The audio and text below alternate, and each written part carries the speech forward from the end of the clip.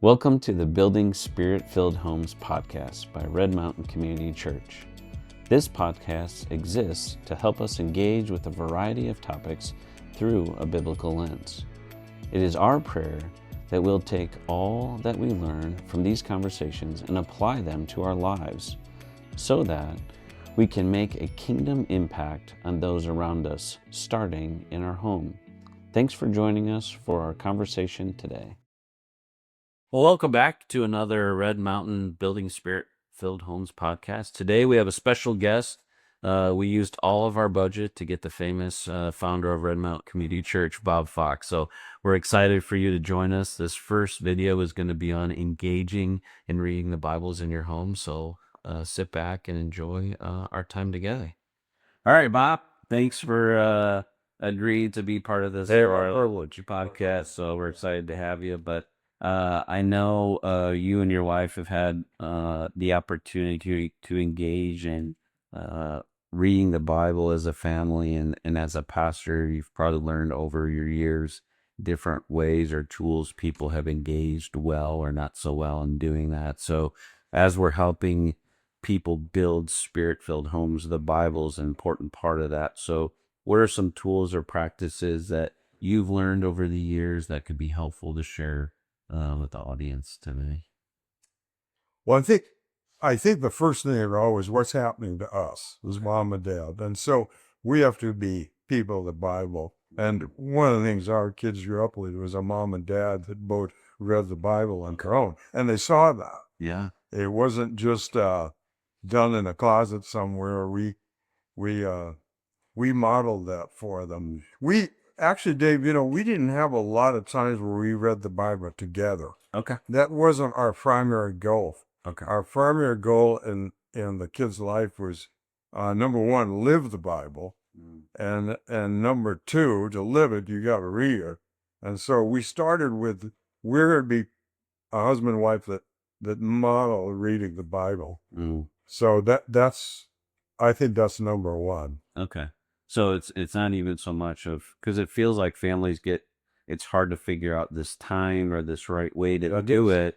And so maybe that's kind of the wrong way to do it. Or I like what you said is we, first of all, have to be in the Word ourselves and model that. And even our kids just seeing, oh, dad spends time in the morning or lunch or evening with the Bible open. He's got to feed himself first in order to actually live that out. So you can't live out the Bible without being in the Bible. So I think that's an important, probably just reality, and maybe will help people feel like they're not failing, right? Like, hey, we're actually doing it, but it can look differently.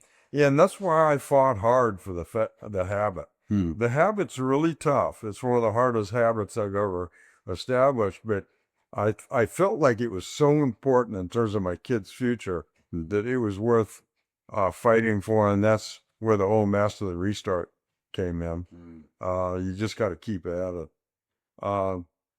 I think too that if you can, when they're very young, if you read the children some stories that are funny out of the Bible or just strange, like my favorite story growing up was the axe that floated, because axes don't do that. Right, sure. And so my mom would read that story, and then Peter in prison, where he got, the angel broke him out, and she read me stuff like that. My mom was really good at that, and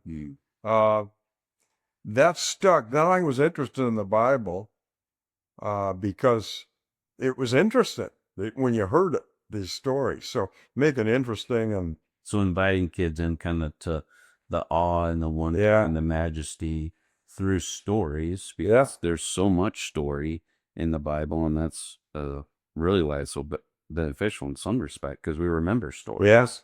So it kind of allowed you to engage or have a desire to engage more because your parents invited you into really just the awe and wonder of like, whoa, what's going on there? Like, that's fascinating. Like, I want to read more about that. Like, why does that happen? How does that happen?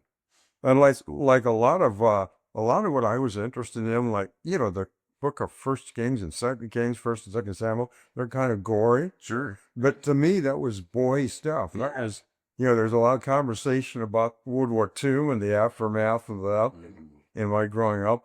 But I put that in today's world where they're playing video games and they're conquering things and this or that. And it's just good to talk through those kinds of things, conflict, war, what's bad about it, what's bad about violence, what about when it's necessary? Where do I do that? And so I used to love reading about David. I'd read Kings from the front to the back, and those other books. That's where I loved it. Yeah, well, that's fascinating to think about. Again, too, like take boys to some of those grimier stories, that are real, and then how do we connect them with like really today's events? What can we learn from those? And it actually shows like the Bible isn't just all about these happy stories. It can be pretty intense. And then there's things like war. And there's a lot to be learned from that. You'll have some funny moments as you do that too. Like I remember when my mom was reading the story of Adam, and the King James, it said he knew his wife Eve, and she conceived and bore a son. I said, Mommy, you have to know her. His wife was like, what in the world is that? And my mom was real awkward with stuff like that. She bumbled her way through it. But later on, I figured it out. Here's what that's talking about. So reading the Bible, you'll have some moments of things that you think, oh, so I read this or not. And I just say, read it, and they need to know it's there. Right. But that's good, because then what you're doing is you're providing space for your child to like engage with you in that and be okay with having questions. Like, wow, when I read that, it's like, oh, okay, we're having this talk right now. Or like, what does new mean? Right? Because we use different language now. So that's awesome. So as a parent, don't be afraid to go into some of those more challenging passages, because it could start a conversation that could really be fruitful. So if I look at my development, I was convinced by the time I was probably 13 or 14 years old that reading the Bible was about real life. And I always heard it was true. And what made me think it probably is true is it was about real life. It was very believable to me, God being who God is. So that's important, I think, just to expose them to the Bible in that way. That's one of the things you do as a parent. You can do it in a way that makes it interesting and even fascinating and sparks their curiosity. And then they'll turn to it and begin to try to read it for themselves. I think that's important, because sometimes even when we use the language story, it's like, well, my mom and dad reading these stories at bedtime. So is this a real life story, or is this like, a cartoon, or fairy tale or something like that? And so I think the reality of even expressing these are real life events, and connecting that, it makes sense that it would make the Bible seem more relatable, more believable, because it's like, this isn't just a fable. This actually happened. And so I think that's really important. We can get desensitized to miracles without the Bible, to where we think they just happen at Disneyland. And the kids go there and they say, the only place in the world where dreams come true. Right. Well, that's not exactly right. And you can be desensitized towards an adult. You become a person that says, well, that was okay when I was a kid, all that stuff. But don't really come to me with that now.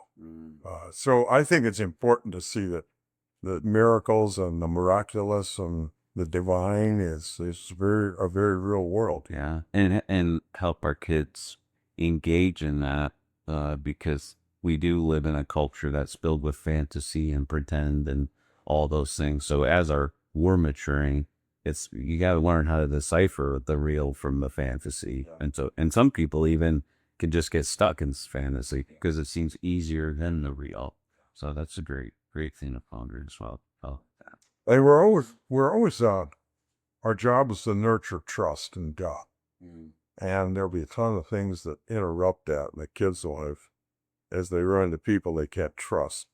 And it's very, very important that we keep our eye on the goal. The Bible is given to us because it's this living book that does things in us, and it comes alive in us. And we want to make sure we're nurturing trust and faith in that, because that's the whole world is setting, and so I'm doing that as humans when we're little. Yeah. So, well, I think really, that's probably a great thing to probably maybe end on, is really the goal of reading the Bible is to nurture trust. So as we're raising up our children, how are we nurturing their trust in the word, which is truth?